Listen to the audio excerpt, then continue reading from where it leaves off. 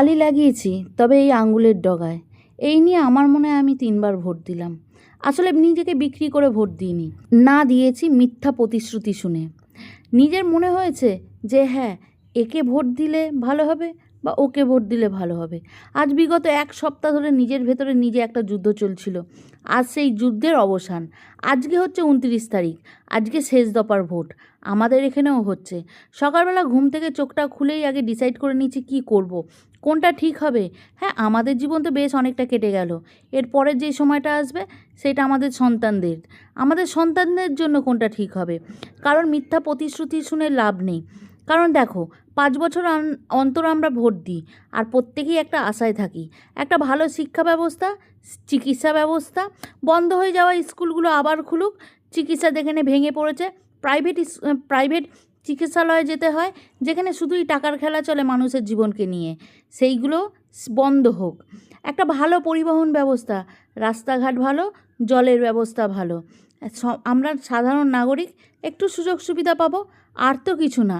আমাদের মাথার উপর অনেকগুলো চেয়ার বসে রয়েছে, বসুক না তারা, কিন্তু শিক্ষিতদের যেন চাকরির অভাবে রাস্তায় না বসতে হয়। আমরা যারা ভোট দিই কিছু আশায়, কিছু স্বপ্ন নিয়ে, কিছু ইচ্ছা নিয়ে, সেইগুলোও তো পূরণ হোক এই ভেবেই। চলো, আজকে সকালবেলা সবাই ঘুম থেকে ওঠেনি, এখনও ছেলেরা ঘুমাচ্ছে। আমি ভাবলাম সকাল সকাল ভোটটা দিয়ে আসি। আসলে সকাল সকাল ফাঁকা থাকে, তার মধ্যে আমরা গৃহবধূরা যদি সকাল সকালে ভোটটা দিয়ে দিই না, বেলাতে রান্না বাড়ি কাজ বাজ এইসব। জীবনে এরকম সিদ্ধান্ত আমি 3য়বার নিচ্ছি। আমি কেন, প্রত্যেকটা মানুষ অনেকবার নিয়েছে, কিন্তু কি বলো তো, একবার মনে তো ভয় লাগেই, সিদ্ধান্তগুলো যেন না ভুল হয়ে যায়। আমরা না অনেক আশায় থাকি। যারা সরকারি সিটে বসছো বা বসবে, তাদেরকে একটাই কথা বলছি, হ্যাঁ জানি আমার একটা ভোটে কিচ্ছু হবে না, ওটা কথার কথা, জানো তো, যে একটা ভোট অনেক কিছু পরিবর্তন করতে পারে। না গো, একটা ভোট অনেক কিছু পরিবর্তন করতে পারে না।